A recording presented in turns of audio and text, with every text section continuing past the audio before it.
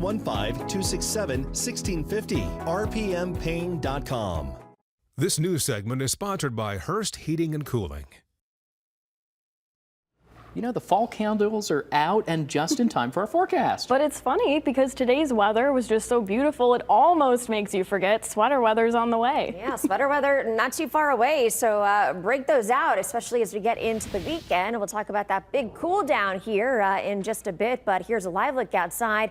Gorgeous shot right now from our Eldridge Roofing River Cam. Whitman Bridge off in the distance, and now we are seeing those clearing skies out there. So really nice to see some of that sunshine here over the state line. After the last few mornings, you did see plenty of fog out there, along with those mostly cloudy skies. And you can see Max Storm Tracker showing a little bit of that cloud cover kind of dissipating over the last couple of hours, all thanks to that ridge of high pressure kind of dominating our weather. Currently, we're at 78 degrees. The average high for this time of year is 82, so we're a bit below that. So it feels actually quite nice out there with those dew points in the low 60s. And we are looking at that easterly wind coming in at about 6 miles per hour. Around town, we're looking at numbers in the upper 70s. In Rochelle, DeKalb, you're also at 77 with the upper 70s. In Janesville, Galena, you're at 78.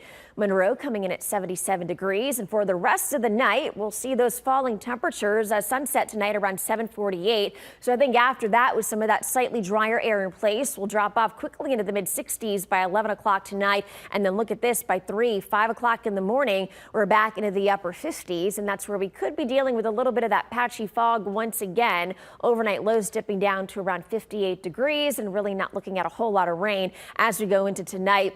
And I do think much of the day on Friday will be fairly dry, even though we do have that pretty strong cold front lingering just off to our north and west. So your headlines look like this. Again, patchy fog tonight. Again, it will be it could be dense in some spots like what we saw this morning. But tomorrow we're looking at a seasonably warm day. Highs are back in the upper 70s to low 80s ahead of that next cold front. But as that cold front approaches the area, we could see some of those isolated storms kind of cropping up overnight. The rain chance only at about 10 to even 20%.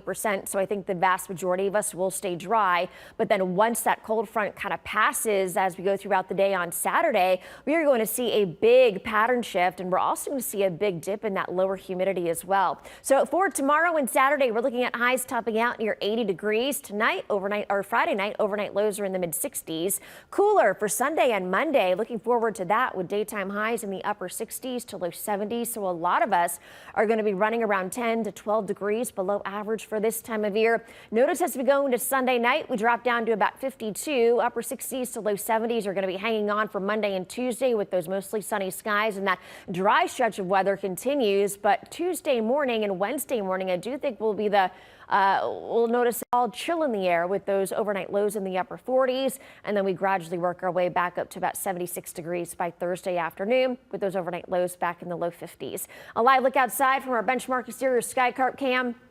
Beautiful night for the sky carp game. I mean, I kind of wish I was in Beloit right now. Just a few fair weather clouds, but boy, is it going to be nice and comfy up